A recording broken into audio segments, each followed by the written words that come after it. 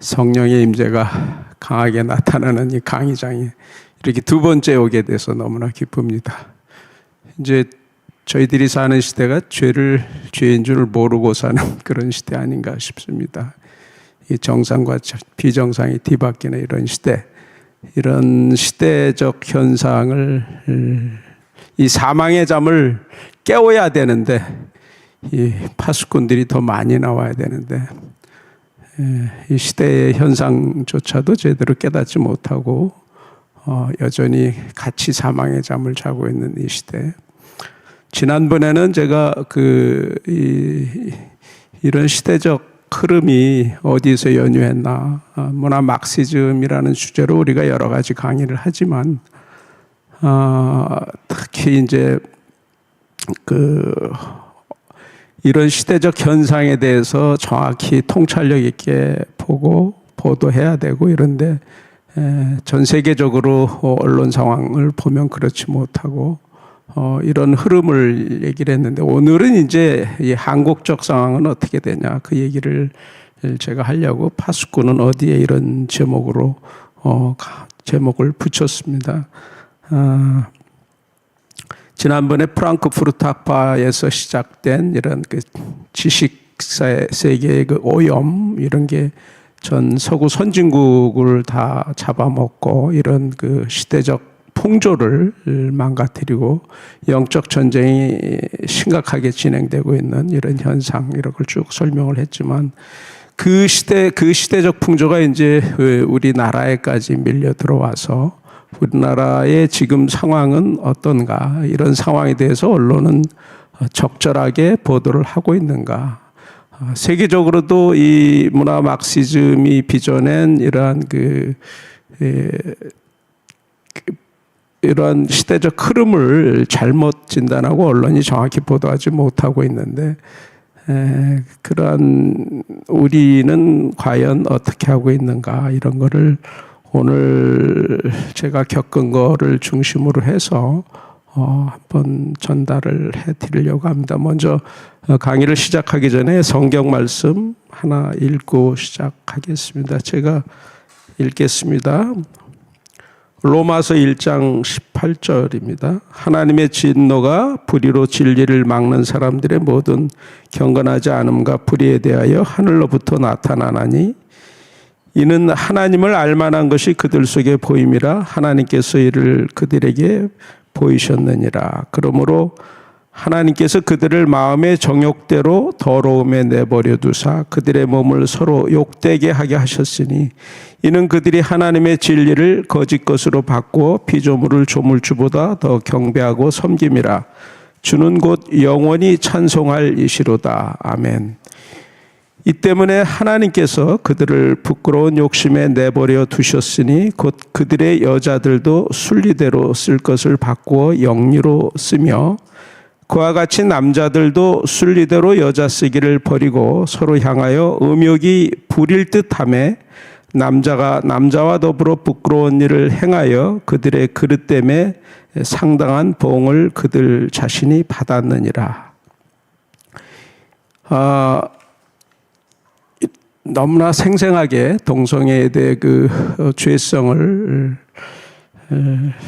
분명하게 이렇게 말씀하고 계시죠. 이 죄라는 것은 굉장히 은밀한 곳에서 짓게 마련인데 오늘날은 그 죄가 아니고 이제 인권이라고 해서 권리라고 해서 이게 백주대낮에 이제 막 동성애를 인권으로 보호하자 해갖고서 축제도 하고 이런 현상이 나타나고 있는데 지금 나타나고 있는 현상을 하나하나 PPT를 보면서 말씀을 드리겠습니다.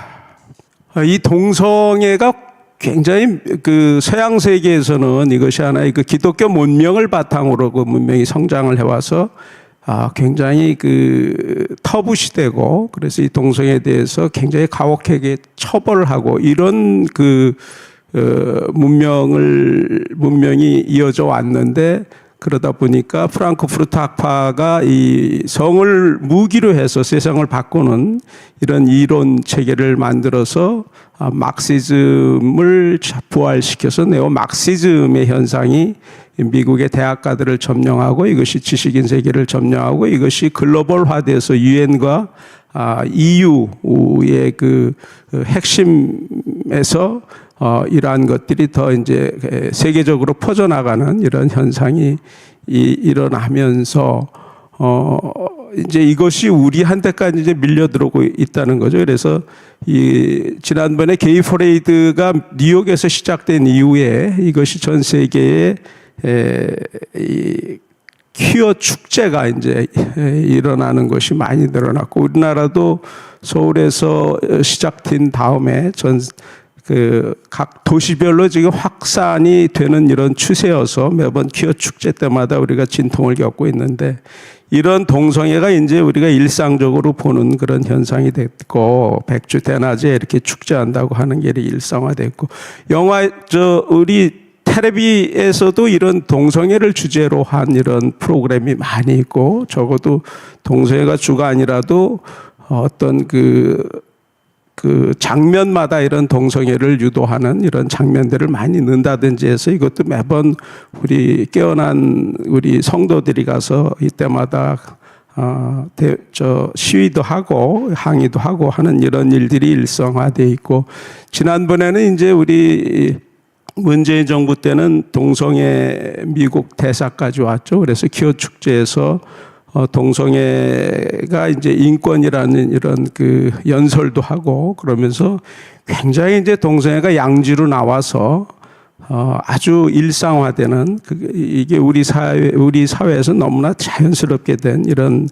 현상이 나타나고 있고 이게 우리의 일상생활에서도 나와 무관하다고 대부분은 무관심하지만은 사실 언제 내 주변에 우리 가족들 가운데 누군가가 이런 동성애를 접하는지 알 수도 없는 그런 정도로 굉장히 일상화되어 있는 이 문화일보 그 신문 보면은 문화일보 현직 경찰관이 그 중학생하고 만나갖고서 이런 동성애를 한 이런 기사가 나올 정도로 이게 이제 기사 한 건으로 이렇게 나왔지만 이런 기사가 나올 때는 상당히 우리 일상생활에서 이게 널리 퍼져 있다라는 그거를 반증하는 그런 거죠. SNS로 요즘은 서로 이제 연락을 많이 하니까 SNS로 만나서 이런 중학생과 동성애를 하고 이런 현상들이 나타나고 있고 그래서 이게 우리 주변에까지 이렇게 일상생활에 들어와 있구나 동성애가 요즘은 학생들이 옛날에는 우리가 어렵던 시절에는 피를 팔아서 이렇게 생계를 잇는 그런 일도 있었고 하지만 요즘은 학생들 사이에 공공연하게 동성애 파트너가 돼서 이게 알바를 한다라는 이런 얘기까지 돌 정도로 동성애가 우리 일상생활에 깊이 들어와 있다. 그리고 심지어는 군대는 동성애를 하면 안 되는 거죠. 남자들만 모여 있는 곳이고 여자들끼리 모여 있는 곳이고 이런데도 우리 군대에서까지도 이제 동성애가 들어와 있고 특별히 군대는 특수조직이기 때문에 군형법 92조에 이게 학문성교는 처벌돼 있는 이런 법조항이 있는데 이러한 법조항을 폐지해야 된다 이렇게 국가인권위원회에서 권고하고 있죠. 그래서 지금 법을 폐지를 안 해도 판사들이 이런 군대 내 동성애 사건이 일어나면 이게 재판할 때에 이게 영 내에서만 해당하고 영 밖에서는 동성애도 처벌을 안 하는 이런 사법적 적극주의랄까 이런 법은 안 바꿨는데 사실상 법을 무력화시킨 이런 판결이 내릴 정도로 이렇게 동성애가 우리의 사회 정상적인 사회 구조를 크게 흔들어 놓는 이런 상황까지 와 있고 그런데 이런 동성애 세력, 이런 동성애라는 게 인간이 살면서 죄성 때문에 자연스럽게 일어나는 현상이냐? 그렇기도 하겠지만 이런 동성애는 지난 시간에 우리가 공부를 했지만은 이런 동성애를 인권이라고 해서 동성애를 옹호하는 세력들이 있고 동성애를 이념적으로 이론 무장을 시켜서 조직적으로 퍼뜨리는 이런 세력들이 있어서 이런 세력들이 갈수록 커지다 보니까 이제 입법 시도까지 하고 하는 이런 흐름 때문에 우리 사회가 급속하게 동성애에 대해서 어떤 그 죄 의식이랄까 동성애를 죄로 인식하는 이런 것들이 굉장히 희박해지고 있고 나가서 동성애를 죄라고 하면 그걸 혐오라고 이렇게 주장을 하면서 혐오로 낙인을 찍고 대부분은 우리가 동성애와 우리가 직접 관련이 없기 때문에 그냥 살아가지만은 이 동성애를 옹호하는 세력들은 이것을 인권이라고 확실히 자리매김하고 그것을 법으로 확실히 만들어서 이제까지 이 세상을 완전히 거꾸로 가는 세상으로 만들려는 그런 흐름이 와 있고, 근데 이들이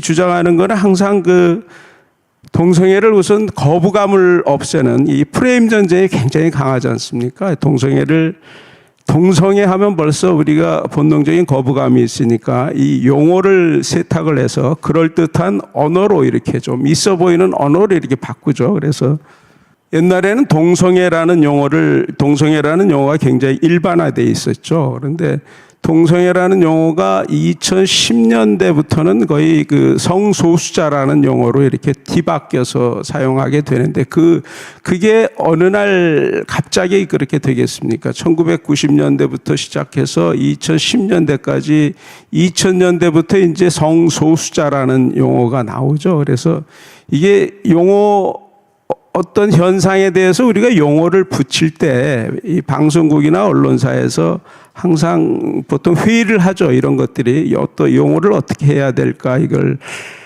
회의를 하고 이렇게 용어를 일반화시키는데 이 용어는 2010년대에 들면은 처음에는 용어가 동성애하고 성소수자라는 용어가 이렇게 같이 쓰이기 시작을 해요. 그런데 이 용어가 이제 국가인권회를 비롯해서 이제 동성애 세력들이 정부의 기관, 동성애 우호적인 기관 국가인권회를 대표적으로 흔들어서 이 공문서에 쓰기 시작하고 이렇게 되면은 이제 언론사도 공문서에 등장하니까 그 용어를 쓰지 않을 수 없고 그래서 이거를 이 동성애하고 성소수자라는 용어가 이게 정확하게 일치하는 거냐 이런 걸 회의를 하면서 쓰게 되는데 하여튼 2010년대부터는 이 동성애, 이 성소수자라는 용어가 일반화되죠. 그리고 이 젠더라는 용어도 마찬가지로 지난번에 이 NGO 세력들이 유엔에서 1994년에 이 용어 자체를 젠더라는 용어를 쓰기 시작해서 그때부터 공식적으로 써서 이제 젠더라는 용어도 이거는 생물학적 성을 사회적 성이라는 개념을 또 만들어내갖고 이런 용어가 일반화되고 또 혐오 표현, 혐오라는 것도 이제 이번에 껐듯하면 이제 동성애를 반대로 하면 이제 혐오라는 낙인을 찍어갖고 이렇게 저기를 하고 이 요즘은 이제 양성평등, 성평등 용어 갖고 이제 싸움이 많이 일어나고 있죠. 일반 문수에서 이를테면은 아직까지 우리 헌법 체계에서는 성평등이라는 양성평등, 일남일녀의 결혼을 통한 그 양성평등이라는 용어가 이게 확실히 맞는 건데도 불구하고 지금 이 동성애 옹호 세력들의 그 공격은 차별금지법이 통과가 되면 다 끝나는 상황인데 차별금지법이 통과가 안 되니까 그거를 사실상 통과한 효과를 낼 수 있도록 동성애 옹호 세력의 우호적인 이런 기관이라든지 자기들 세력들을 통해서 자꾸 이런 것들을 일반화시키는 이런 노력을 계속을 하면 대부분은 우리는 여기에 대해서 경계하는 의식이 없는데 이걸 계속 집요하게 노력을 하니까 이것들이 어느 날 언론에서 나타나고 언론도 전체적으로 이를 옹호하는 이런 세력들이 많아지니까 이런 것들이 이제 일반적이 되고 그래서 요즘은 뻑하면은 인권이라고 하고 혐오라고 하고 그래서 방송국의 이제 방송 가이드라인에도 이게 헌법의 양성평등이라는 용어가 뚜렷한데도 이제 성평등이라는 용어로 이렇게 가이드라인이 다 바뀌고 이렇게 돼 있어요. 그리고 저기 방송통신심의위원회에서도 이런 용어 갖고 계속 이걸 성평등으로 써야 되지 않느냐 이런 내부 회의를 많이 하고 그렇게 돼 있어서 이 동성애 세력들이 얼마나 지금 이렇게 집요하게 조직적으로 이론을 만들어서 이렇게 우리 사회에서 큰 영향을 미쳐서 이게 우리 사회의 여러 가지 동성애 현상과 함께 이게 얼마나 우리 주변의 일상적인 풍경을 바꿔놓고 있는가 이런 걸 쭉 설명을 드리는 거죠. 그 밑에 성적 지향, 성별 정체성, 이런 포괄적 성경 이런 용어 하나하나가 다 성적 지향, 이게 성적 지향이라는 게 동성애 아닙니까? 성별 정체성 이것도 남자 여자면 됐지 성별 남자 여자 말고 성을 우리 마음대로 선택할 수 있으니까 제3의 성도 있고 아침에 남자였다가 저녁 때 여자가 되는 것도 있고 내 마음대로 할 수 있다라고 하는 주장을 합리화시키기 위해서 이렇게 성별 정체성, 생물학적 성 이런 용어들을 써서 이제 우리 사회가 그만큼 이 동성애에 대해서 우호적인 세력의 조직적인 노력에 의해서 국가기관도 국가인권위원회를 대표적으로 여성가족부 국가인권위원회가 이제 이런 세력들하고 가장 동조하는 이런 흐름을 국가 정책을 시행을 하면서 우리 사회가 굉장히 동성애에 깊이 빠져 있다. 그래서 그러다 이렇게 세력이 커지다 보니까 이제 그걸 법으로 만들어야 되겠다 해서 이 동성애를 사실상 조장하는 그러한 그 법을 만든다는 차별금지법 권고를 국가인권위에서 하면서 그때부터 계속 국회를 중심으로 해서 국회에서 계속 입법 발의가 돼 있는 거죠. 거기 그 보면 권인숙 의원 지금은 의원이 아니지만 여기 의원들 이름 하나하나 이렇게 많은 법들이 계속 그 야당을 중심으로 해서 발의가 되고 이걸 그때마다 막아낸다고 우리 성도들이 너무나 많이 고생을 해왔고 지난번까지도 아직 이 법이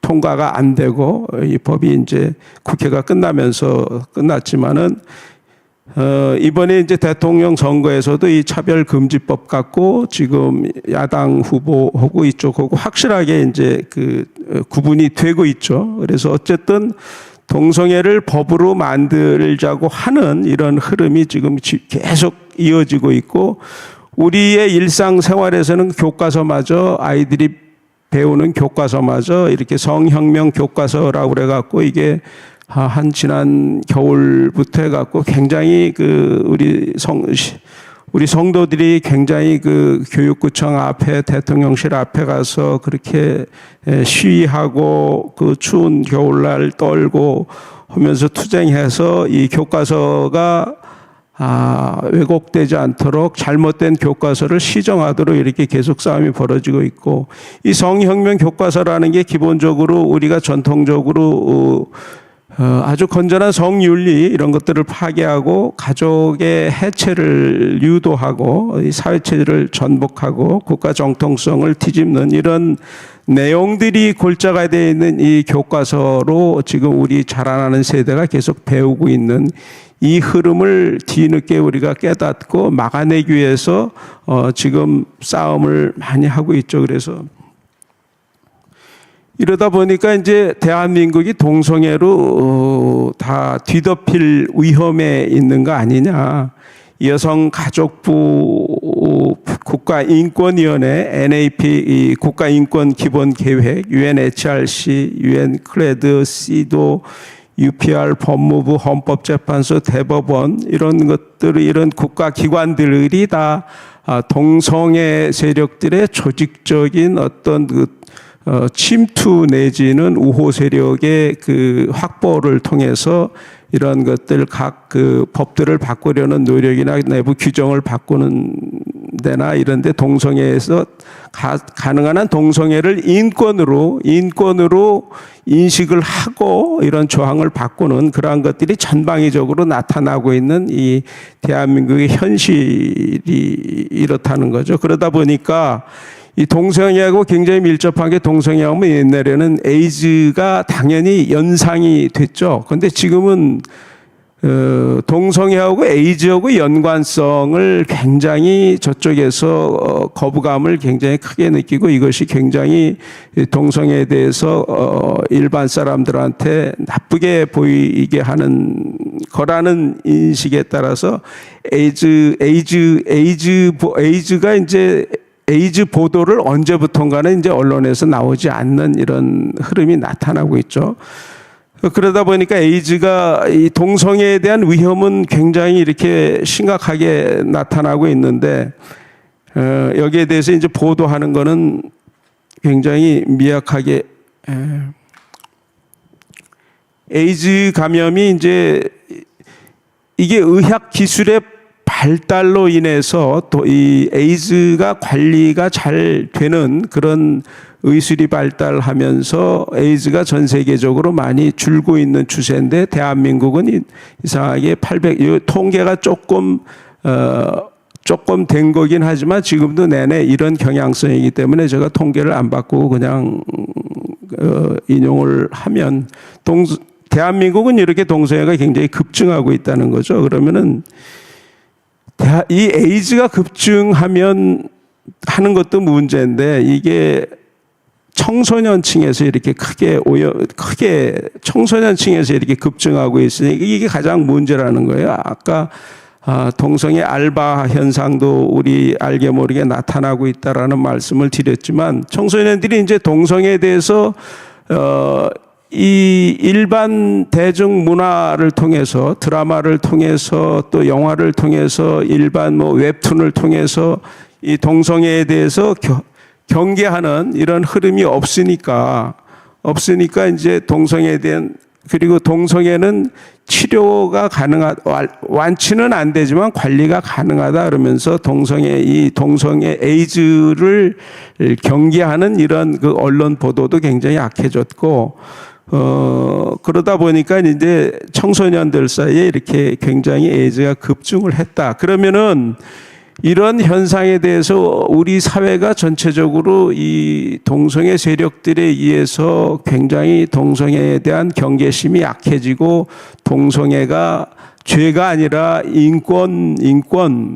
인권으로 이렇게 등장을 해서 나타난 이런 현상을 언론이 이 시대적 상황을 통찰력 있게 관찰하고 보도하고 이런 문제에 대해서 공론의 장에 올리고 이런 역할을 해야 마땅한데 그러지 못하다는 거죠. 그래서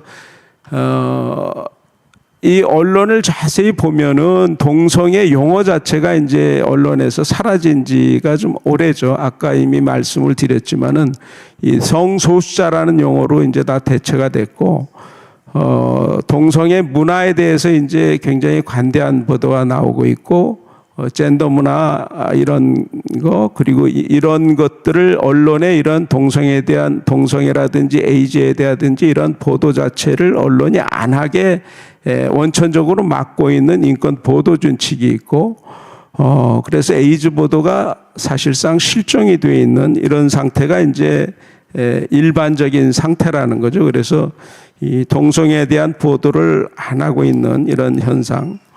구체적인 얘기를 하나 들어드릴게요. 이게 대부도에서 동성애 토막 살인 사건이 일어났죠. 지난 2016년 제가 이게 보도본부장 할 때 있었던 일인데, 이 당시에 그 젊은 50대 남자하고 20대 남자하고 모텔에서 동거하다가 살인 사건이 났죠. 그래서 이게 그 발단이 이게 하루에 얼마씩 해서 한 달 일당을 주기로 하고 이렇게 동성애 계약을 해서 살다가 이것을 안 준다고 그래갖고 이게 시비가 돼갖고 결국은 살인 사건이 됐고 이게 대부도에서 그 시화호에서 이 토막사체가 발견이 되면서 이게 사건화돼서 검찰이 이제 이게 결국 보니까는 동성애가 사건의 발단이었다라고 발표까지 했지만 인권보도 준칙에 동성애에 대해서 동성애라든지 에이즈에 대해서 그런 부정적인 이미지를 줄 수 있는 이것이 직접적인 게 아니면은 보도하지 말라 이런 인권 보도 준칙이 시행된 이후에 이 동성애 용어를 쓰지 않는, 쓰기를 꺼리는 이런 언론의 이런 경향성이 나타난 거예요. 그래서 당시에 대부도 동성애 토막살인 사건을 보면 이렇게 쭉 신문 방송을 이렇게 쭉 보면 동성애라는 용어를 다 안 쓰죠. 그래서 아주 극소수 언론사만 동성애라는 용어를 쓰고 있습니다. 이렇게 이 경인일보 같은 경우는 당시에 이제 특종을 했기 때문에 용어를 쓴 거고, 저희 KBS 같은 데는 제가 있었으니까 그냥 썼고, 나머지는 다 동성애 용어를 안 씁니다. 그냥 이 뒤에 이렇게 보시면 동성애라는 용어를 안 쓰죠. 그냥 성관계라는 용어를 다 쓰잖아요. 그냥 동성애가 아니고 성관계 다.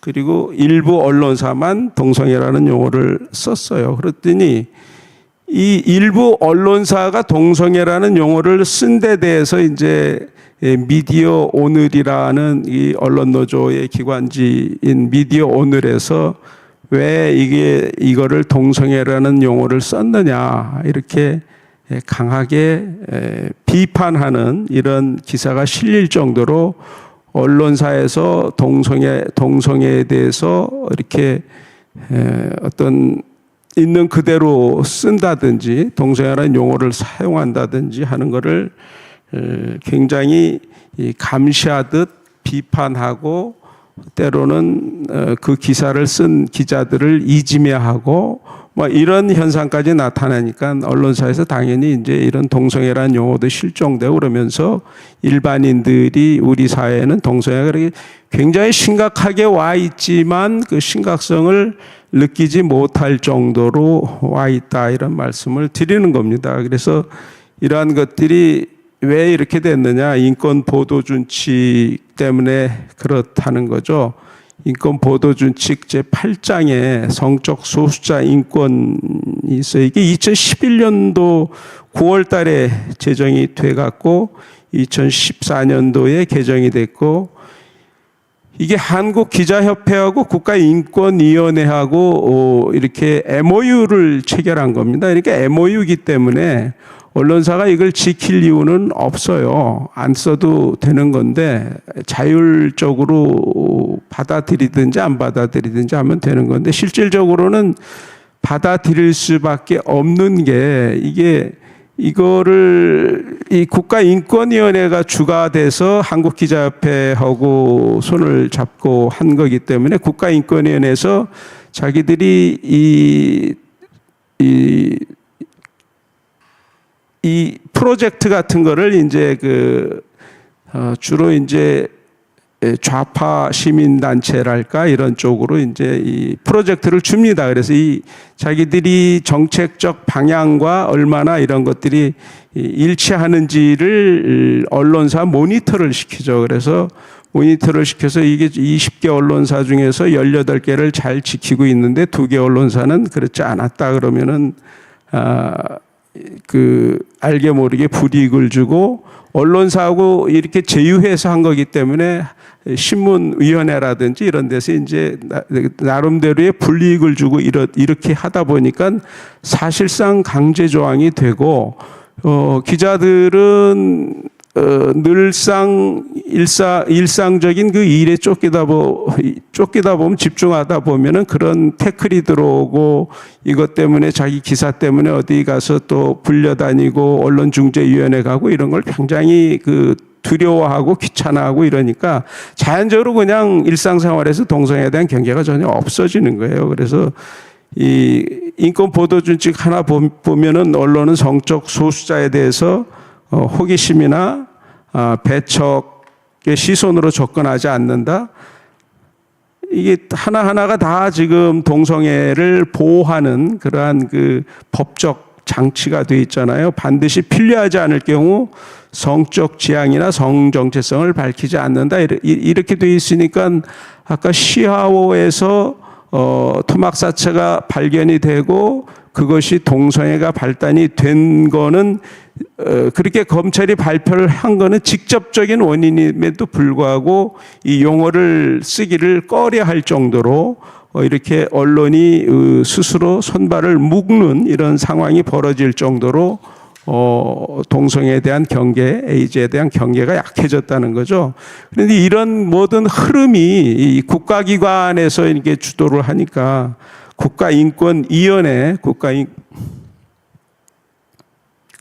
국가인권위원회가 이제 이러한 노력을 아주 역사적 사명처럼 막 앞장서서 하고 있으니까 이게 어떻게 보면 동성애를 위해서만 존재하는 것 같은 이런 기관들, 물론 국가인권위원회가 하고 있는 많은 일들 중에 정말 개별적 인권을 위해서 노력하는 많은 긍정적인 부분이 있음에도 불구하고 이 동성애에 관해서는 유일하게 비판을 받아야 되는 이런 현상. 그래서 우리 시민단체에서 국가인권위원회 가서 늘 시위도 하고 하지만 이런 국가인권위원회에서 그동안 동성애를 확산하는데 사실상 근데 국가인권위원회는 그것이 잘못됐다고 보는 게 아니죠. 동성애가 아닌 성소수자들의 인권을 위해서 자기들이 노력하고 있기 때문에 자기들은 굉장히 열심히 잘하고 있다는 거고, 그래서 이들이 동성애가 우리 사회에 확산하는데 얼마나 많은 역할을 했냐 보면은 2003년도에 아까 군형법 제92조를 말씀드렸지만은 국가 전투력을 위해서 군대 내에서 동성애가 있어서는 안 되기 때문에 군형법 92조를 특별히 그 학문성교 처벌하는 이런 조항이 있는데 이게 없어야 된다. 이게 그래야 성소수자 인권이 보호된다. 이런 걸 했고 2006년도에는 이 차별금지법 제정을 권고를 해서 2007년도부터 계속 차별금지법 때만 되면은 국회에서 발의가 돼 갖고 계속 왔던 거고, 그 다음에 이제 이런 그 차별금지법이라는 법이 통과가 되면 다 끝나는 거지만 이것이 안 되니까 각 분야에서 사실상 차별금지법이 통과된 것과 똑같은 효과가 나타날 수 있도록 이렇게 많은 노력들을 하죠. 그래서 서울시 학생인권조례에도 이 성소수자 인권보장 조항을 지지한다든지 또 이 대중매체에서 이제 동성애 관련해서 이 대중매체에서 네거티브한 보도를 못하게 이렇게 표현을 자제하는 공고를 한다든지, 퀴어 축제를 갖다가 이렇게 그 보호하는 그러한 성명을 발표하다든지, 또 뭐 이 동성애에 대해서 동성애에 대해서 너무 이렇게 차별하는 그런 저기를 하면은 이건 이건 혐오다. 혐오 표현이라는 실태 조사를 해서 사실상 동성애가 아니라 성소수자의 인권이기 때문에 동성애에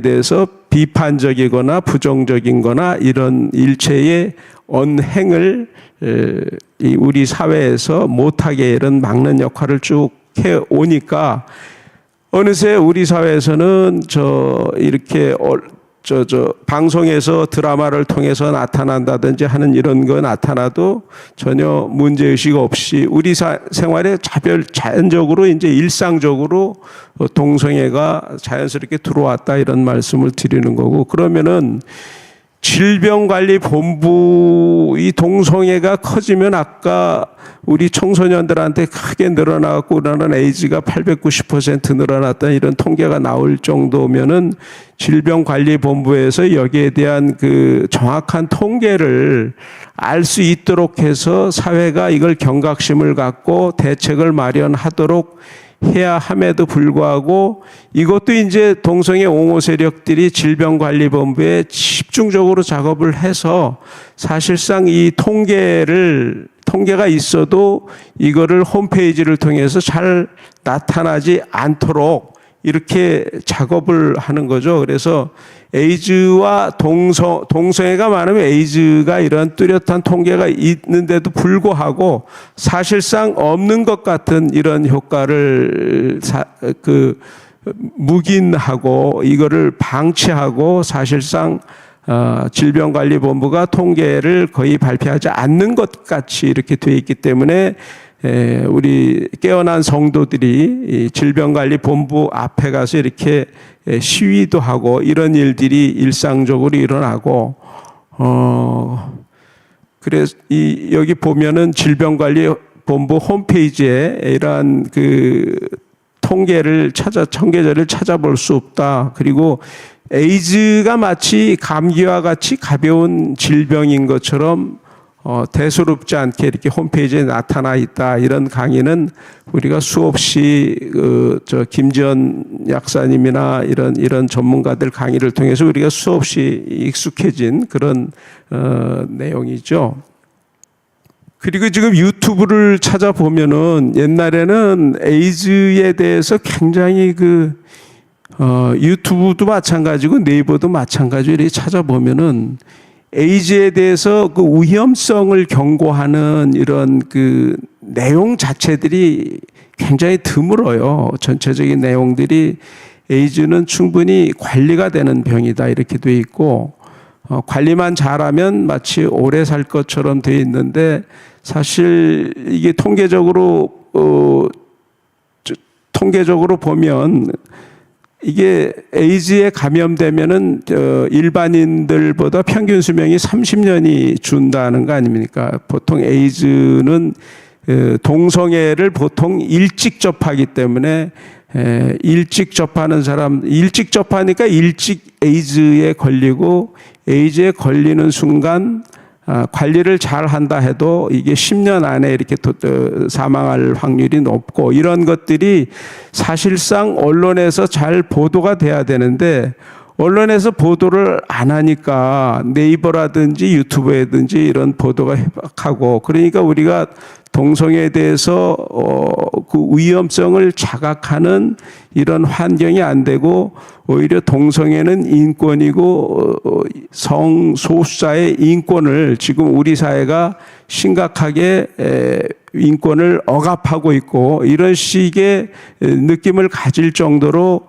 우리의 전체적인 그 언론 상황이라든지 대중매체라든지 이런 데서 이게 제약이 돼 있다 이런 걸 말씀드리는 거고 마찬가지로 이제 그런 경향성이 퀴어 축제를 보도하는 것도 보면 언론사마다 좀 차이가 있지만 이른바 이제 진보 언론이라고 하는 한겨레 경향 같은 경우 보면은 전형적으로 이게 인권이다, 인권. 그리고 이게 다양성이다. 이런 행사로 소개를 하죠. 굉장히 긍정적으로 인권의 진전, 지난번에 바이든 대통령이 동성혼 합법화 서명하면서 one step forward, 우리가 인권의 진전에 한 보 더 진전했다, 한 보 더 나갔다, 이렇게 하듯이 동성애를 오직 인권으로만 기호 축제를 인권으로만 보도하는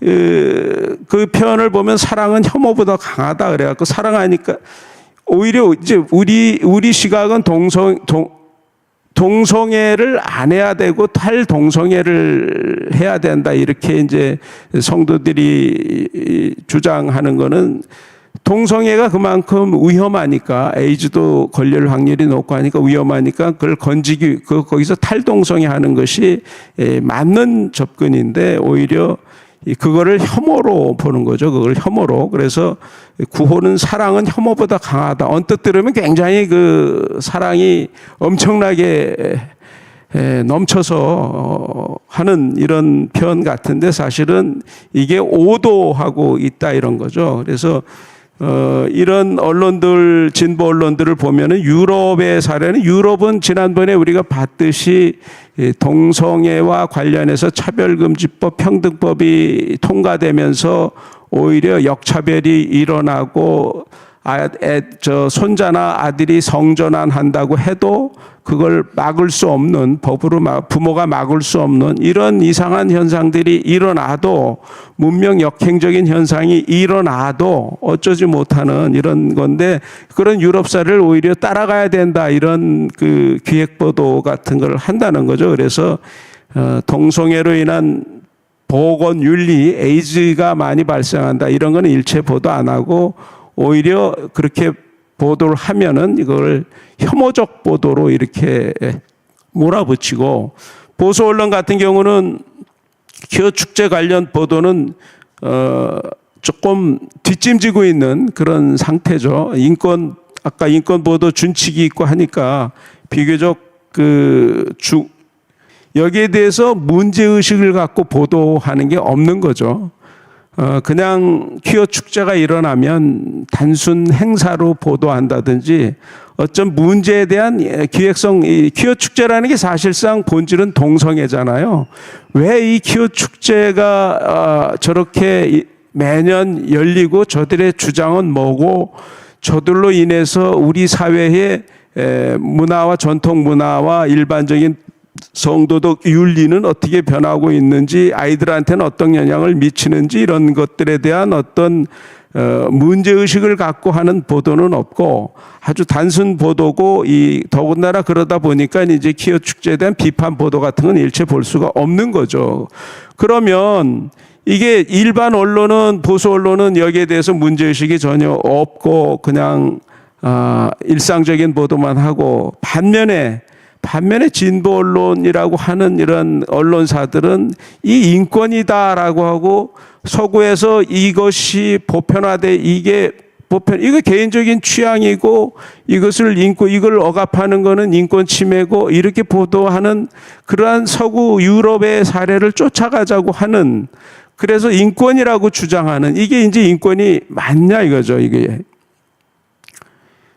이들이 인권이라고 하는 거는 인권이라는 포장을 외피를 씌운 거지 사실상 본질은 인권이 아니라는 얘기를 지금 하고 싶은 건데, 우리가 보편적 인권이라고 하면 우리가 세계 인권 선언을 말하잖아요. 1948년 채택된 이 유엔 총회에서, 이건 총회의 의결을 거친 겁니다. 그래서 다수국가의 동의로 채택된 건데, 인간이라면 누구나 이 천부적 불가침의 권리를 갖는 그런 권리, 생명권, 자유권, 사상, 종교, 양심의 자유, 재산권, 표현의 자유, 평등권, 모든 인간 태어날 때 자유롭고 존엄과 권리에 평등하다, 국가, 종교, 이념, 성적 지향 등과 무관하게 적용되는 비차별적이고 포괄적인 기준에서 이 인권은, 여기에는 성별 정체성이니 성적 지향이니 이런 게 들어가 있는 게 아니죠. 전혀. 이게 이제 이 인권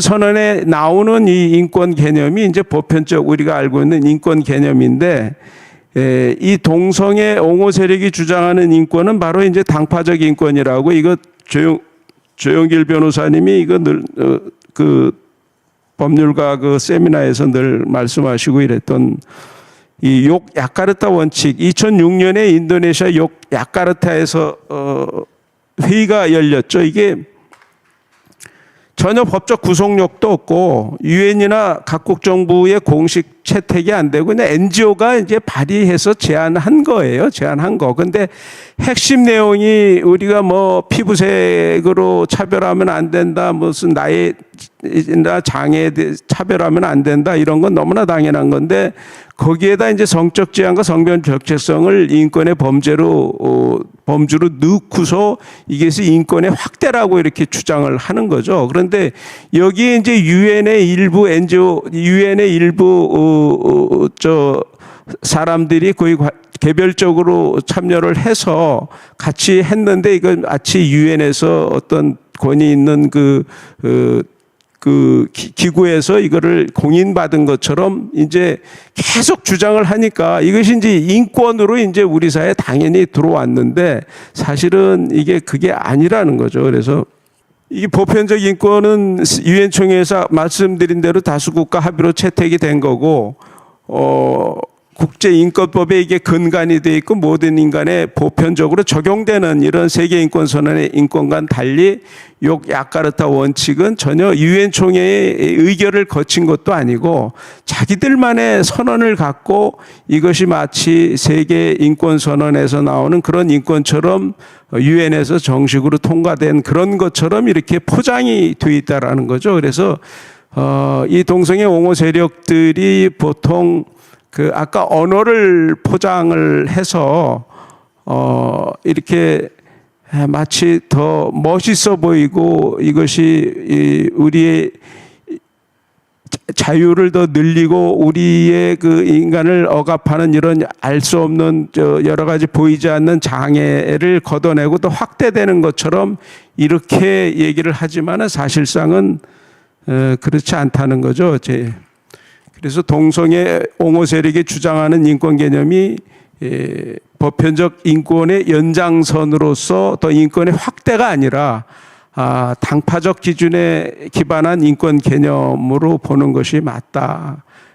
이 개념은 유엔의 권위를 이렇게 빌었지만 공식 채택된 것이 전혀 아니다. 이런 거를 좀 강조할 필요가 있어서 다시 한번 말씀을 드리는 겁니다. 그래서 그러면 이렇게 동성애가 인권화돼서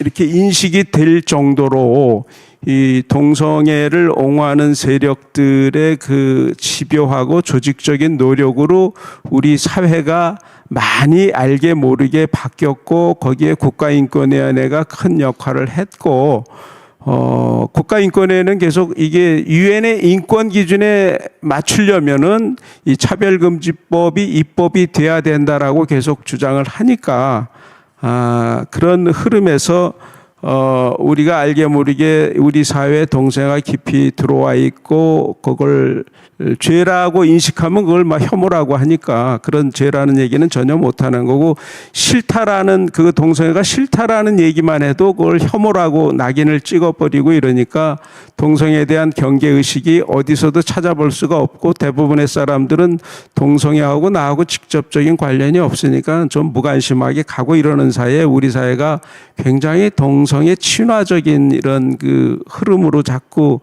가고 있는데 이러한 흐름이 더 강해진 거는 지난번 문재인 정부 때 이 방송의 경우는 문재인 정부 때 아주 이게 뚜렷이 나타납니다. 문재인 정부 때 보면은 이 퀴어 축제를 미화시켜서 보도한다든지 어떤 퀴어 축제를 보도하는 데 있어서 굉장히 그 감성적 휴머니즘 쪽으로 이렇게 보도를 하죠.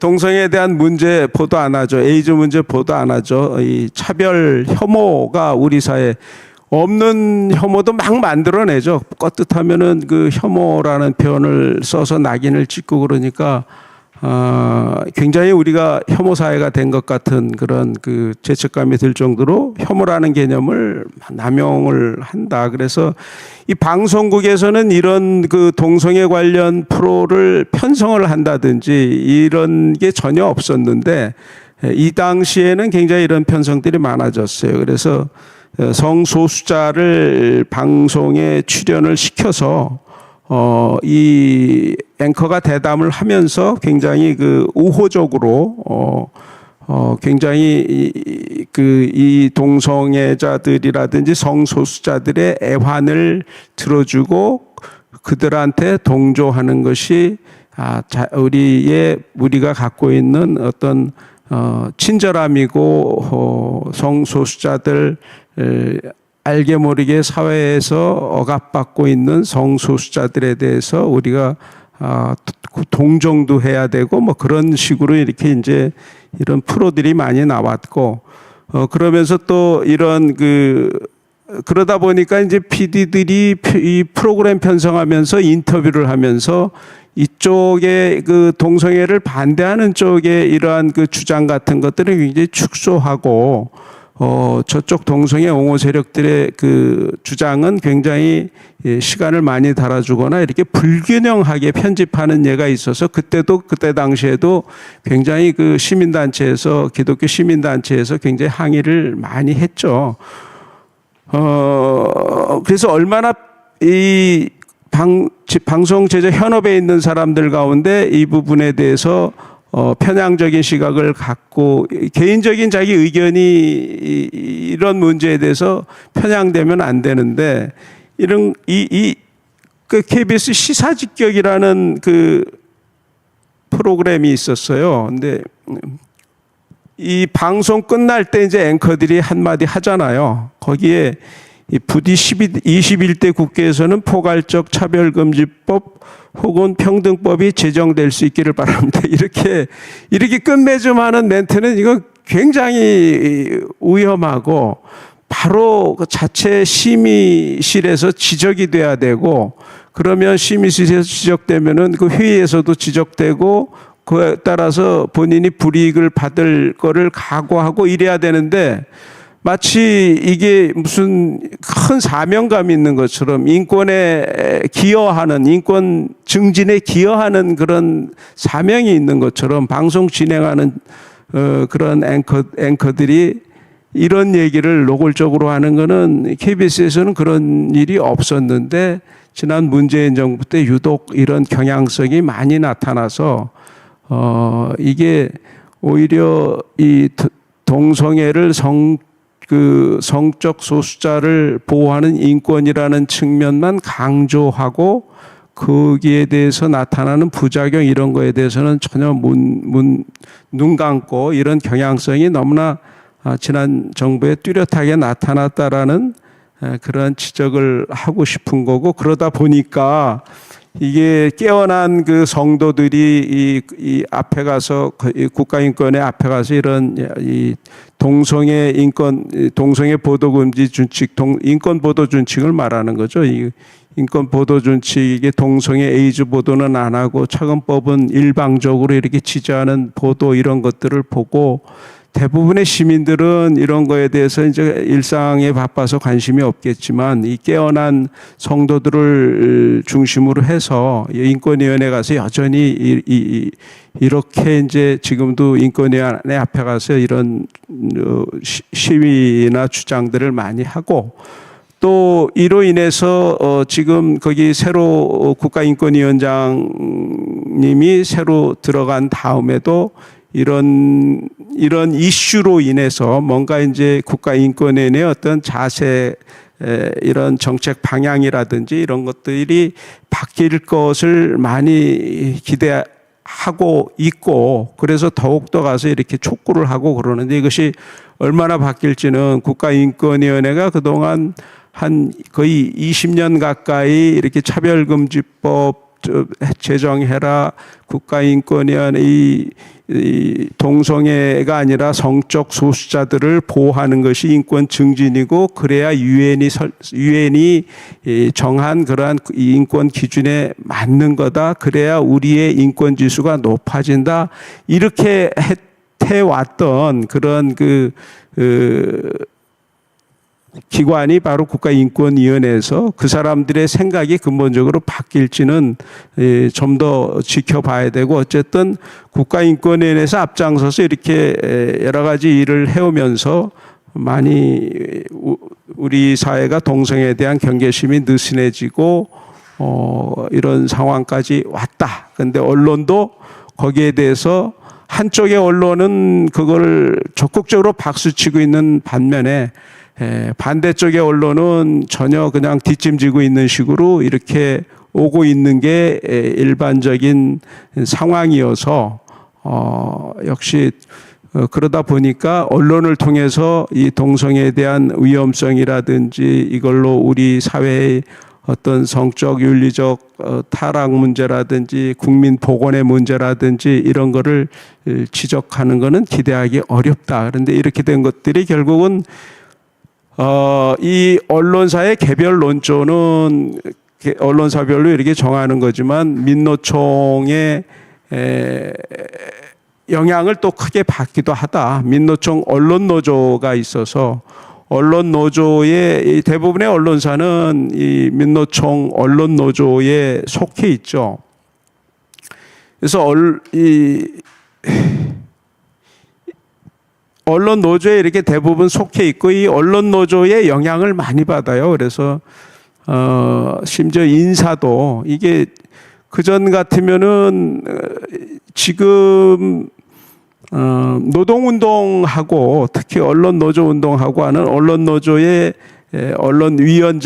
노조위원장이 이제 방송사의 사장이 되거나 이런 상황까지 와 있고, 그러다 보니까는 이제 방송사의 인적 인사라든지 이런 것도 이제 사실상 언론 노조의 영향을 보이지 않게 많이 받고 그러다 보니까 방송사 내부적으로 자기가 앞으로 보직을 받는다든지 승진한다든지 하면은 옛날에는 일로 승부를 해서 내 평가가 이루어지고 그로 인해서 자기 앞길이 열리고 보직을 받고 이런 것들이 많이 이제 바뀐 거예요. 이제 이게 언론 그거보다 민노총 언론 노조 가서 간부를 하고 하면은 이 투쟁 경력에 따라서 자기들끼리 인정하는 그 서열이 있고 거기에 따라서 이제 그 인사가 나오면은 심지어는 그런 예도 있어요. 사장이 인사를 냈는데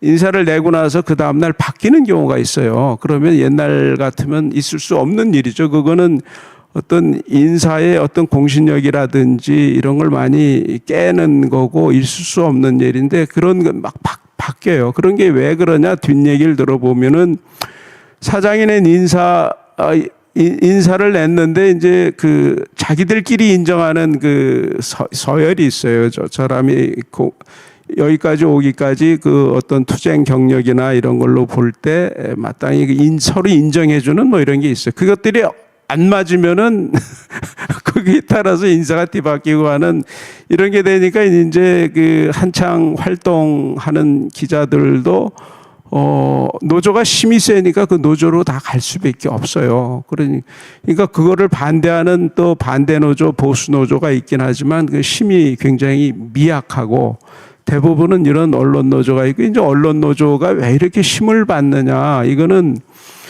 그 한 달에 뭐 5만 원씩 이렇게 노조비를 또박또박 뛰는데 그것이 1,000명, 2,000명 되면은 그 일단은 기금이 투쟁 기금이 많아요.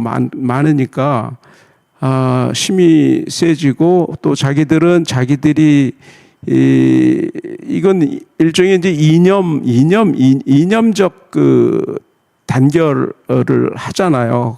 그러면서 일보다는 여기서 열심히 싸워서 노조 활동 열심히 해서 공이 크고 거기서 보직이 있고 하면은 그 다음에 이제 거기 그 노조에 유리한 정권이 오면은 자연스럽게 자기 앞길이 열리고 그래서 이게 어떻게 보면은 이런 표현을 써야 될지 뭐라 그럴까 벼락출세한다고 그럴까 이런 현상들이 일상적으로 나타나고 이것이 벌써 10년, 20년 이렇게 되어 오다 보니까 이게 인사의 구조 자체가 옛날 같은 질서에서 이루어지는 게 아니어서 근데 일반 국민들이 이런 인식은 방송사 내부의 문제고 언론사 내부의 문제니까 잘 모르겠지만은 이제 KBS, MBC 같은 경우는 이런 것들이 굉장히 극단적으로 나타나고 있다 해서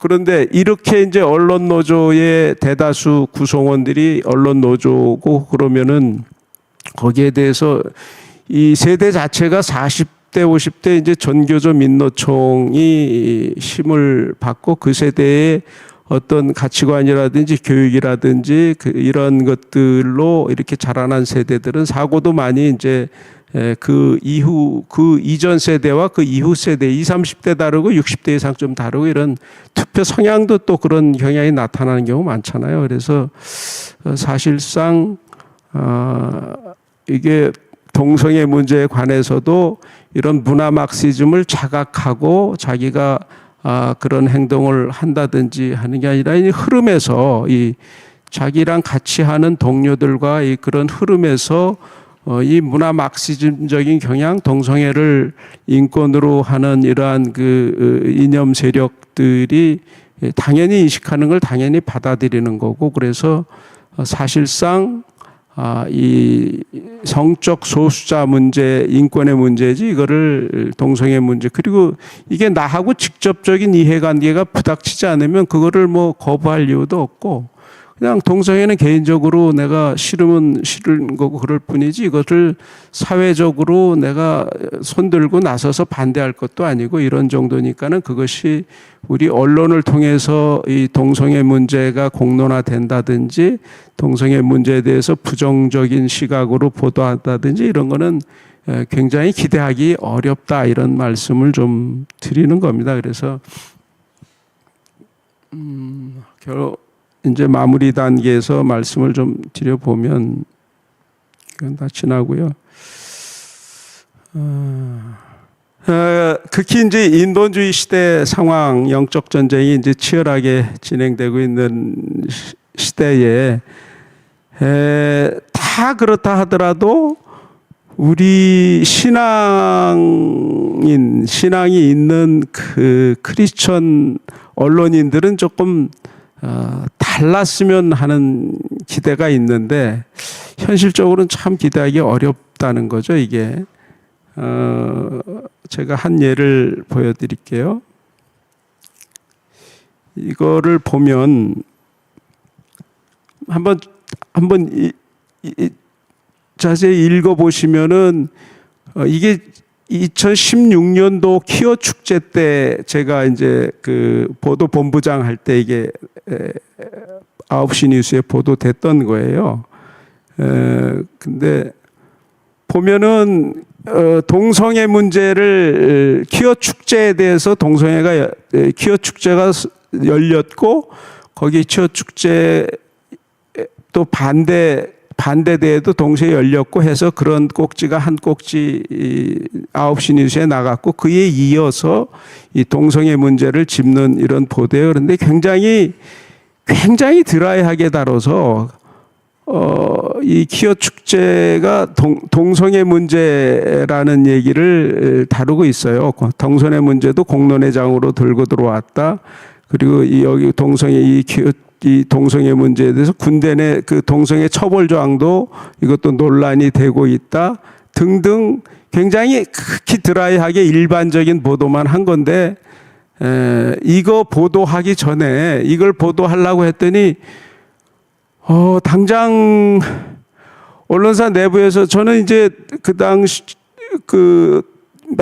매해 키어 축제가 열리는데 이 키어 축제의 본질이 동성애라는 보도를 한 번도 안 하는 이게 문제라고 늘 생각을 했는데 제가 이제 보도본부장이 되고 나니까 이게 이제 키어 축제 이제 한 2주 정도 남겨놓고 이 문제는 한번 언급을 해야 되는 거 아닌가 해서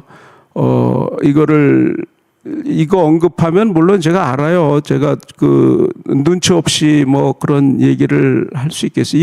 이걸 얘기를 하면 호응이 별로 없을 것이다 해서 하지만 얘기를 해야 된다 해서 이제 임원회에서 얘기했는데 이거는 보도뿐 아니라 이쪽 PD 쪽도 이걸 동성애 문제를 공론회장으로 올리는 이 키어 축제를 단순히 인권 축제로 보도하는 이런 저는 이제 천박한 표현을 쓰는데 굉장히 언론이 천박한 거 아니냐. 문제의 본질을 통찰하지 못하고 그냥 저들이 보도자료 쓴 거 뺏기듯이 이거 인권이다 이러면은 이 동성애로 인해서 우리 사회가 어떻게 변화왔는지 이것이 어디서 연유하는지 이런 것들을 좀 살펴서 이거를 본질을 한번 공론회장에 올려서 국민 여론은 어떻게 되는 건지 이런 것도 봐야 되는 거고 그런데 그런 걸 안 하고 맨날 인권 축제라고 일방적으로 짧게 보도하고 그러니까 이걸 제시를 했는데 역시 반응이 썰렁했고 그래서 이제 그 보도는 제가 책임지니까 이거를 보도해야 된다고 제기를 했더니 역시 우리 국장들 한 10명 회의 오전에 하는데 썰렁하고 한 두 번째 며칠 후에 또 하고 세 번째 하니까 이거 보도했다가는 KBS 난리 난다. 이것도 동성애 세력들이 굉장히 행동판데 KBS 앞에 와서 다 들어눕는다. 그러면은 이거 이게 무슨 큰 본질적인 보도, 큰 중요한 보도도 아닌데 이거를 보도하면은 그런 일이 일어나면 오히려 보도 안 한 만도 못하다. 이렇게 이제 어떤 국장이 용기 있게 본부장한테 얘기하면 좀 꺼리는 게 보통인데 용기 있게 이제 얘기를 하는 거예요. 그래서 저 정도가 평균적인 생각이면 이거를 제가 10분으로 하려다가 이제 대폭 줄여갖고 이제 결국 5분짜리 보도가 나갔는데 저는 이 시비가 없도록 굉장히 균형 있게 내가 기사 하나 다까지 직접 손봐가면서 균형 있게 보다가 전혀 문제가 없었어요. 전혀 문제가 없는데 이런 정도의 보도도 굉장히 겁낼 정도로 언론사가 돼 있다. 그리고 그런 상황이 일상화돼 있고 그런 정도라는 게 굉장히 저도 충격이었는데, 그걸 본 어느 목사님이 언론사에서 그런 보도가 나간 걸 처음 봤다 이거예요. 처음 봤다. 그러니까 이게 동성애가 나쁘다라고 보도한 것도 아니고 그냥 있는 그대로 양쪽 면을 이런 문제를 짚었을 뿐인데도 워낙 그런 보도가 우리 언론사에서 안 나가니까, 동성애가 인권이라는 보도만 나가니까 이 목사님이 그걸 굉장히 기특하게 여겨서 말씀을 하시는 걸 보고 제가 또 한 번 충격을 받았어요. 이게 왜 여기서만, 왜 이게 유일한 보도냐. 이 정도의 보도가 유일하면 안 되죠. 이거는 사실은 동성애 문제가 이렇게 이슈가 되려면은 먹고 사는 문제뿐 아니라 이 문제야말로 우리 사회 문화나 의식 구조나 이런 거를 근본적으로 흔들 수 있는 이런 거고, 이미 서구 사회가 그렇게 바뀌었고, 그런데 이거를 심야 토론도 한번 안 다루고 한 번도 이슈 안 하고 이것 자체가 문제인데 9시 뉴스에서 요 정도 다룬 걸 갖고서 목사님이 감격을 할 정도면은 이게 도대체 한국의 기자 PD들은 다 어디 갔고 도대체 어디 갔냐 이거예요. 이 동성애를 인권이라는 목소리만 계속 일방적으로 보도하고, 그래서 굉장히 심각하게 그때 느꼈고, 이 말씀을 좀 드리는 겁니다. 그래서 우리가 그 언론사에 있어 보면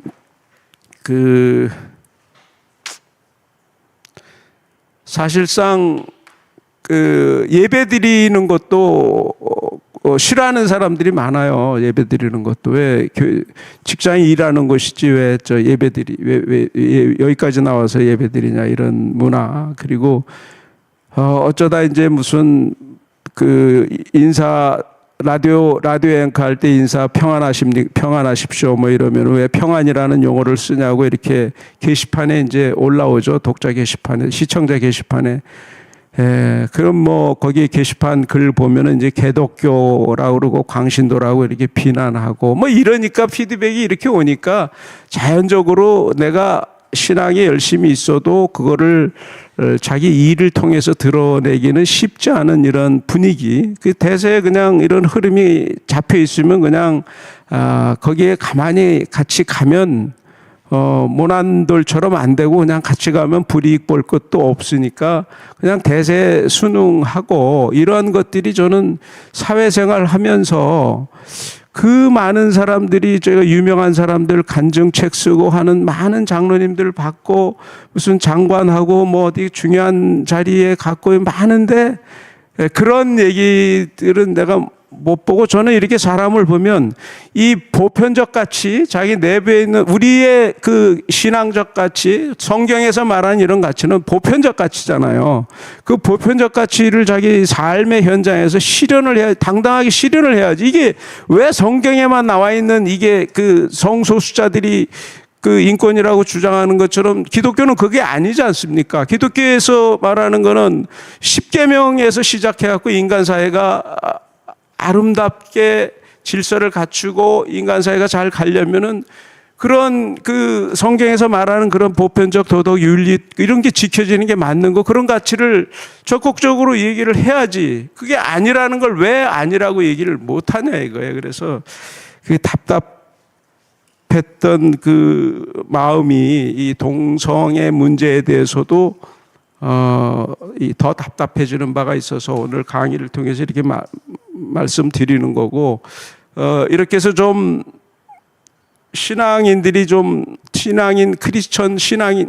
크리스천 그 언론인들이 좀 많이 깨어나야 되고, 이 에스더가 죽으면 죽으리라고 하고 왕의 호를 만지고 그 허락 안 하는데 들어오면은 죽인다고 했으니까, 그럼에도 불구하고 금식기도 해달라고 그러고 호를 만지고 나간 건 죽으면 죽으려는 각오인데 이게 에스더는 그 당시에 절박한 상황이지만 우리의 일상생활에서 이게 하나님이 싫어하는 결정이나 싫어하는 어떤 흐름이나 이러면은 그 상황에서 그 소수의 의견이라도 분명하게 얘기를 해야 그게 맞는 거지. 죽으면 죽으리라가 그게 우리 일상생활에서 부딪히는 그 상황이지. 이게 멀리 죽으면 죽으리라 이게 아니고 우리 일상생활에서 크리스천들이 보다 용기 있게 자기가 속해 있는 직장에서 일터에서 얘기해야 될 땐 얘기하고 행동을 해야 저 사회가 좀 제대로 가는 거 아니냐 이런 말씀을 드리는 겁니다. 그런데 언론인들이 많이 깨어나서 언론인들이 이제 이 문화 막시즘에 대해서 좀 더 깨어나고 그래서 다큐멘터리도 만들고 이거 좀 우리 만듭시다. 해외 출장 가서 이런 거 만듭시다. 서구 사회가 어떻게 변했는지 갑시다. 지난번에 강의했을 때 대학 교수들이 10명 중에 7명이 다 좌파라는 거 아닙니까? 문화 막시즘적인 이런 막시스트 같은. 그리고 사회과학, 인문과학을 전공하면 8명, 9명이 좌파인데 이게 사회가 건전하게 유지되고 하는 건 그나마 한 33%는 일반 사람들은 보수고 31% 정도는 진보고 그 중간이 28% 하니까는 미국 사회가 저만큼 가는 거고. 그래서 이 언론이 우리 사회가 언론이 현격하게 이렇게 인권 보도 준칙이니 해서 이렇게 편향성이 뚜렷해서 카밍아웃을 못하면 자기가 이게 지금은 이제 미디어 환경이 변했으니까 언론인도 부지런히 좀 깨워야 되지만 언론인들이 변하지 않으면 1인 미디어 시대인데 우리 스스로가 언론인이라는 생각으로 이게 유튜브니 이제 다 유튜버도 하고 다 하니까 우리 스스로가 나서서 이런 목소리를 내고 콘텐츠도 만들고 그렇게 해서 자꾸 자극을 주고 해야 우리 사회가 좀 더 이 문제에 대해서 우리 환경이 바뀌는 거 아니냐 이런 말씀을 드립니다. 그래서 우리의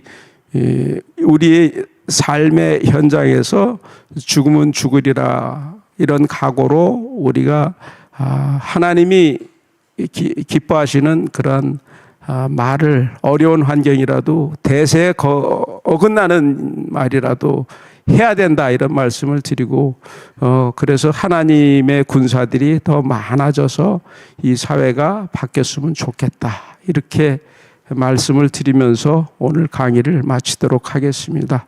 들어주셔서 감사합니다.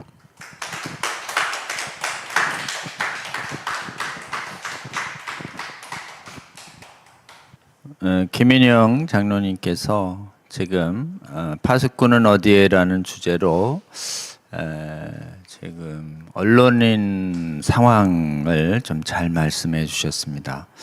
특별히 그 동성애와 성전환 또 차별금지법 문제에 있어서 지금 우리나라의 다른 나라 언론은 뭐 이렇게 마찬가지지만 우리나라 언론들도 굉장히 그 진실 그대로 보도하지 않는 그리고 또 편파적으로 보도하는 사례들을 아주 자세히 좀 잘 설명을 좀 해주셨습니다. 그 와중에 이제 한 10여 년 전에 우리 장로님께서 KBS 보도본부장 시절에 인권보도 준칙에 맞서서 에이즈와 동성애의 상관관계에 대해서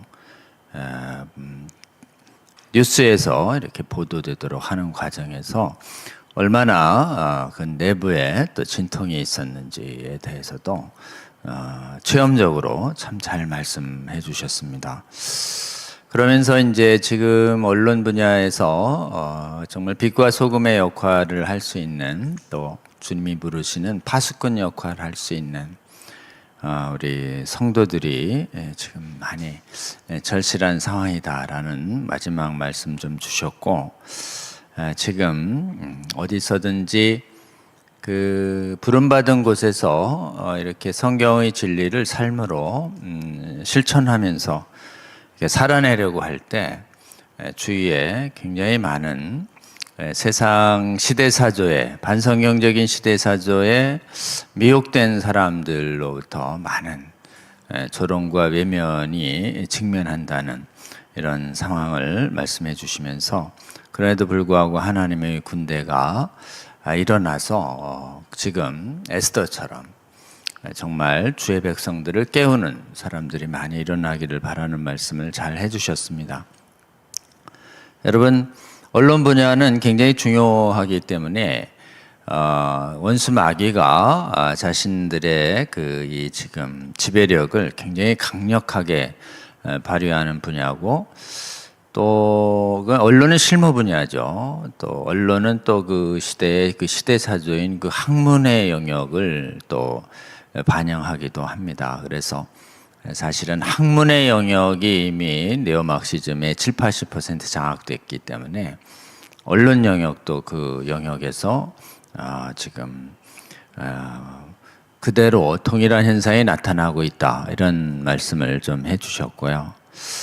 참 신학도 성경 비평 신학이 서구에 70~80% 장악된 것처럼 일반 학문 분야도 진화론이 그렇게 70~80% 포위되고 있고, 또 실무 영역도 그렇게 언론 분야 굉장히 중요한 분야인데 포위되고 있는 이런 우리 심각한 상황을 우리가 보고 있습니다.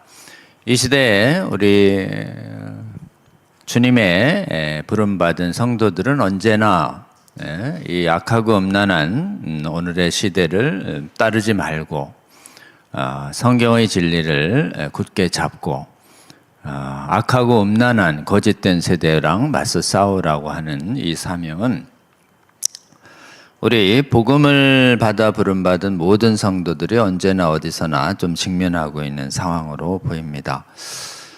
오늘 특별하게 이 성혁명이 지배하고 있는 오늘날의 언론인 상황에서 하나님께서 정말 그 언론인 영역에서 빛과 소금의 역할을 다하는, 그리고 또 성도의 역할을 다하는 사람을 지금 간절히 찾고 계시다, 이렇게 굳게 믿고요.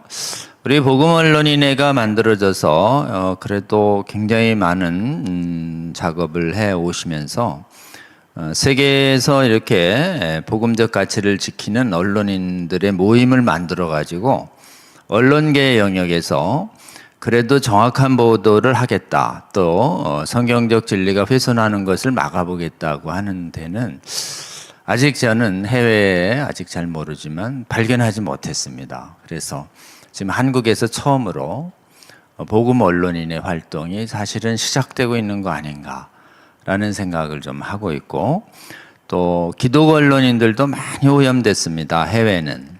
왜냐하면 그 신학 자체가 비평신학, 퀴어신학에 오염됐기 때문에 그렇습니다. 지금 적지만 그래도 한국에 복음 언론인의 활동이 있다는 것, 그리고 또 한국의 언론계에 우리 김인영 장로님 같이 남은 자분들이 있다는 게 큰 소망이다, 이런 생각이 좀 듭니다. 여러분 좀 같이 한번 좀 기도했으면 좋겠습니다. 우리 주님, 오늘 이 강의가 널리 퍼져서 우리 언론계의 주의 용사들, 여호와의 군대를 츠바오트 아도나이라고 그럽니다. 그래서 여호와의 군대들을 좀 깨워주시기를 이렇게 바라는 마음이 있고, 츠바오트는 짜바의 집합명사입니다. 그래서 우리 차별금지법 바로 알기 아카데미 잘 들으면 짜바 될 수 있습니다. 그리고 한두 명 모이면 츠바오트 됩니다. 네. 그래서 우리 또 특히 이 성경 비평 강의, 성수역 강의도 잘 들어주시면 듣는 순간 츠바오트, 네? 아도나이 될 수 있다고 저는 굳게 믿습니다. 우리 복음 언론인의 활동에 하나님 기름 부어 주시고, 또 이 활동 섬기시는 우리 김인영 장로님 함께 해 주시고, 또 깨어난 그 언론계의 주의 성도들 모아서 주님 그곳에서 예배하고 또 공부하고 열심히 또 주어진 사역 잘해서 주님의 은혜로 이 언론계가 더 부패되지 않도록, 그리고 주의 성도들과 일반 국민들의 미혹을 막아서는 일 할 수 있는 언론인 활동 할 수 있게 해달라고 여러분 기도해 주시고, 특별히 이번에 6월 14일 퀴어 축제 앞두고 이제 복음 언론인에 계신 분들이 활동하면서 퀴어 축제 막아서는 우리들의 활동이 공정하게 보도되도록 많은 역할을 해주실 것으로 기대합니다. 복음 언론인의 활동을 통해서 그나마 정말 훨씬 수십 배 더 많이 나오는 우리 국민들의 모습을, 성도들의 모습을 일반 국민들에게 잘 알려줄 수 있게 해달라고 기도해 주시고, 또 우리 복음 언론인의 활동 보면서 지금 여러 가지로 힘든 영역에 있는 언론계에 있는 우리 주의 성도들 용기 내서 도전받아서 함께 모이고, 그곳에서도 정말 정확하게 특히 동성애 성전환 차별금지법 문제에 있어서 공정한 보도를 하는 언론인의 역할을 다하는 한국교회 언론인 성도들 되게 해달라고 여러분 함께 기도해 주시고요. 이런 언론인 활동을 모범 삼아서 해외에 정말 이렇게 또 언론계에 종사하는 크리스찬들이 도전받아서 한국의 복음 언론인회를 본받아서 언론인 군대를 만들고, 그래서 그 나라에 남아있는 주의 성도들과 함께 그 나라의 어둠을 밝히고 부패를 막아서는 소금의 역할을 하며 성경적 진리를 있는 그대로 전함으로 말미암아 특히 성경을 못 믿게 하는 악한 신학들과 학문들과 맞서 싸우는 언론 활동해서 그 나라의 남은 성도들도 깨워서 주의 군대로 만드는 일을 할 수 있도록 우리 주여 한번 부르고 한국의 복음 언론인의 김인영 장로님, 또 세계의 한국계 복음 언론계에 종사하는 주의 성도들 깨워서 주의 나라를 지키고 또 이 세상의 부패와 또 어둠을 막는 주의 빛과 소금의 용사들이 세워지게 해달라고, 자 주여 한번 부르고 우리 함께 기도하는 시간 같습니다. 주여 하나님, 우리 김인영 장로님의 귀한 강의를 아버지 이렇게 알려주셔서 감사합니다. 언론인 중에 하나님 이 시대사조에 맞서서 아버지 언론의 사명을 일깨우는 아버지 김인영 장로님 세워주셔서 감사하고, 아버지 임영자님 통해서 한국의 복음 언론인에 세워주시고 활동하게 하여 주시니 감사합니다. 그리고 하나님 공영방송에서 아버지여 동성애의 피해를 공정하게 아버지 보도하는 선례를 만들어 주심에 감사합니다. 어느새 언론계의 차별금지법 인권보도 준칙에 의해서 장악된 지 오래됐습니다. 주여 이런 악한 짐승 같은 법, 혐오 표현이라고 해서 진실을 억압하는 법에 맞서서 주여 주의 진리를 힘껏 외치는 아버지 김인영 장로님, 그리고 복음 언론인의 성도님들 세워주시고 단체를 만들어주시니 감사합니다. 주님, 이 단체 아직 시작이지만 하나님 정말 하늘문을 여시고 긍휼하게 여기시고 아버지 함께하여 주시기를 원합니다. 무엇보다도 필요한 아버지의 재정들을 공급하여 주시고, 무엇보다도 주의 몸된 교회 안에 언론인의 주의 남은 자들이 있습니다. 그들의 영혼을 성령이 아버지여 깨워주시고 이 시대를 보는 눈을 뜨게 하여 주시고, 이 시대의 아버지여 복음 언론인의 활동을 하라는 주의 음성을 듣고 아버지 이 사명 앞에 헌신하는 주의 언론인 군대들이 세워지기를 원합니다. 아버지 점점 더 많은 언론인 군대들을 모아주시고 이들을 통하여 이들이 아버지여 말씀을 붙잡고 함께 기도하며 나아갈 때 주의 놀라운 성령으로 함께하여 주셔서 이 나라의 기도 언론인부터 용기 있는 아버지여 주의 언론인 군대가 되게 하여 주시고, 아버지 주의 언론사에 신문방송 아버지여 활동하고 있는 주의 크리스찬 성도들이 동일하게 깨어 일어나 주의 성도들이 되게 하여 주셔서 한국의 주의 언론인 군대들을 찾아 세우시는 주의 놀라운 은혜로 말미암아 아버지여 차별금지법과 동성애와 성경 비평신학에 대해서 공정하게 알려지면서 잠자고 있는 성도들이 깨어나게 하여 주시고, 미혹된 이 나라의 백성들이 아버지여 거짓말에서 깨어나게 하여 주셔서 이 나라가 차별금지법과 동성애 성경 비평에 오염되지 않은 거룩한 나라, 진리를 섬기는 교회의 나라 되게 하여 주시고, 한국교회의 아버지여, 이렇게 모범적인 복음 언론인의 성도들의 활동을 보며 해외에 잠자고 패배주의에 사로잡혀 있는 수많은 언론인 성도들도 도전받게 하여 주시고, 그들도 아버지여 주의 명령에 따라 일어나 주의 말씀에 순종하여 참여하고 헌신하고 주의 은혜를 구하는 기도하는 가운데 해외에서도 언론인을 바로잡는 주의 놀라운 승리의 역사를 보게 하여 주시옵소서. 지치지 않게 하여 주시고 필요한 많은 분들 보내주시고 무엇보다도 주의 놀라운 능력으로 함께 하여 주셔서 주여 주의 승리를 보고 흔들리지 않는 우리 복음 언론인이 될 수 있도록 주님 함께 하여 주시옵소서. 하나님 감사합니다. 오늘의 이 언론을 통해서 주님께서 정말 부르시는 귀한 강의 하게 하여 주시니 감사합니다.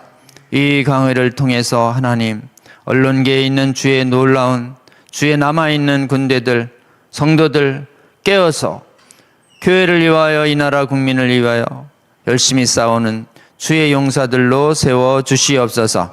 이 일에 먼저 부름받아 정말 헌신하고 있는 우리 김인영 장로님, 복음 언론인의 귀한 성도님들 하나님 위로하여 주시고 격려하여 주시고 필요한 재정과 인력들 더욱더 모아주시고, 또 그들이 간절히 기도할 때 주께서 놀랍게 은혜해 주셔서 이들의 활동으로 말미암아 한국의 기독 언론인부터 점점점 용사로 깨어나게 하여 주시고, 언론계에 종사하는 주의 성도들 더 깨어나 주의 용사로 모이게 하여 주시고 헌신하며 기도하게 하여 주시옵소서. 해외 언론계에 종사하는 주의 많은 용사들이 있는 줄 압니다.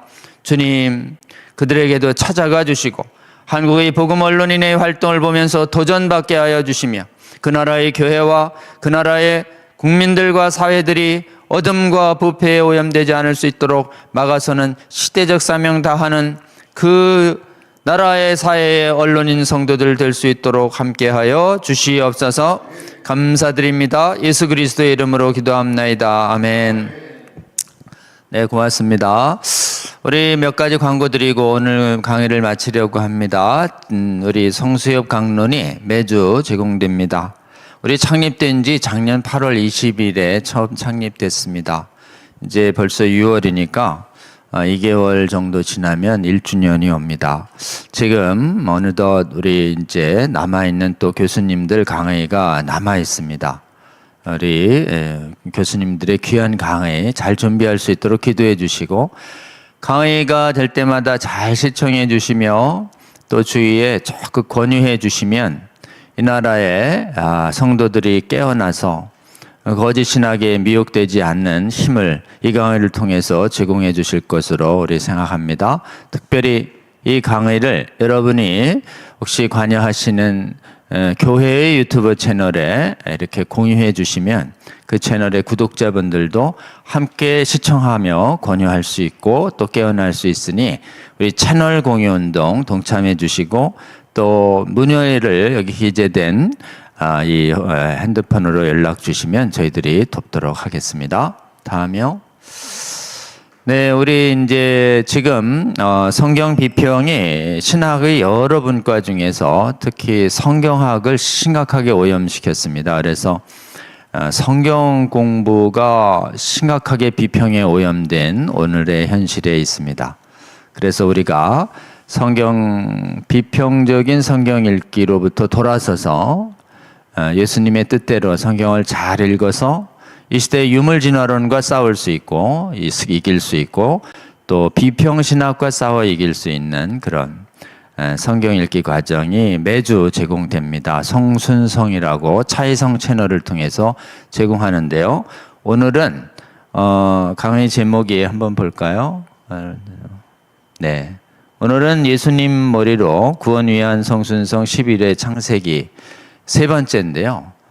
그리스도의 영생 언약과 혼인 언약에 대해서 창세기를 여러분께 말씀드리면서 특히 성도들은 그리스도의 아내로 성경은 계시합니다. 정결한 아내가 되어야 되는데 이렇게 성경 비평하면서 말씀을 선악을 판단하면 우리의 마음이 어떻게 부패돼서 정결한 신부의 자격을 잃고 있는지 성경이 경고하고 있습니다.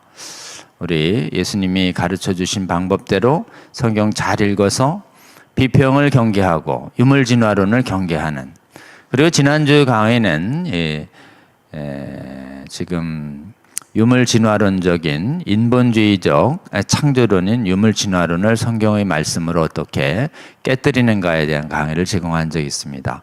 시청해 주시고 널리 권유해 주시기 바랍니다. 다음이요. 네, 우리 이제 또 기도해야 합니다. 여러분, 말씀 공부만으로 우리가 깨어날 수가 없습니다. 성령의 충만함을 받아야 합니다.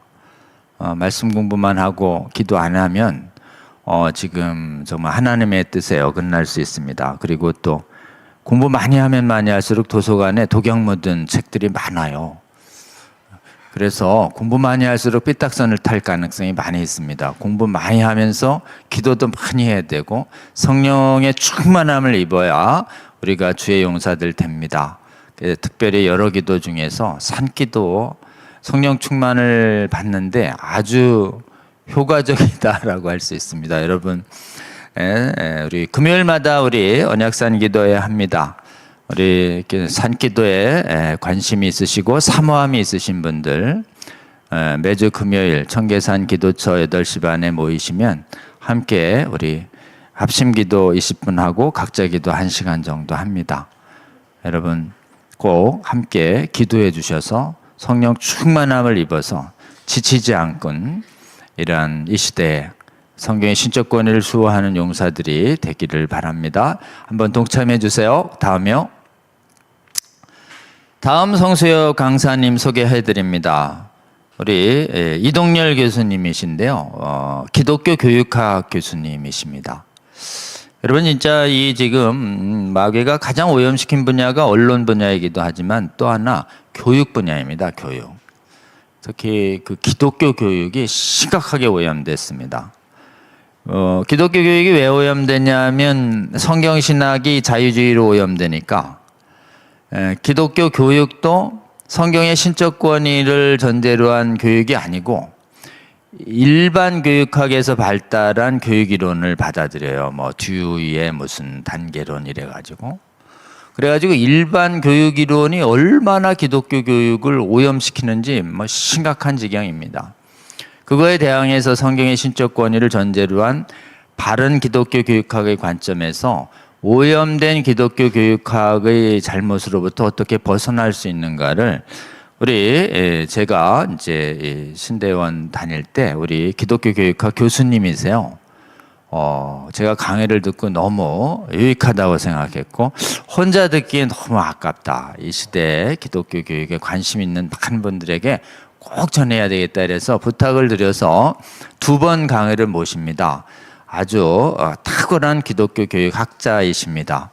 아마 제목을 마음을 따르지 않을 용기 이렇게 해가지고 얼마나 이 마음을 따르지 않을 용기가 성경의 진리에 이렇게 충실한 교육학이 되기 위해선 교육의 기본 개념이 어떻게 바뀌어야 되는가에 대해서 아주 잘 말씀해 주실 거고 오늘날 전 세계의 교육이 얼마나 LGBT 옹호 교육으로 도배질을 하고 있는지에 대해서도 기독교 교육학자의 관점에서 잘 설명해 주실 거라고 생각합니다.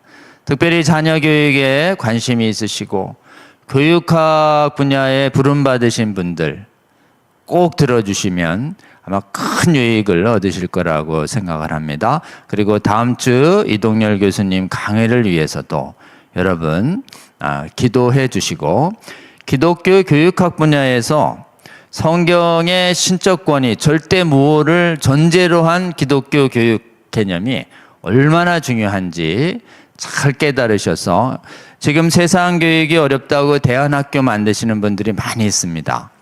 대안학교의 교사들이 가장 기초가 성경을 하나님 말씀으로 믿는 그 확고한 믿음 위에서 대안학교 교사들의 교육관이 정립되어야 된다는 것을 늘 강조해 주시는 귀한 강의입니다.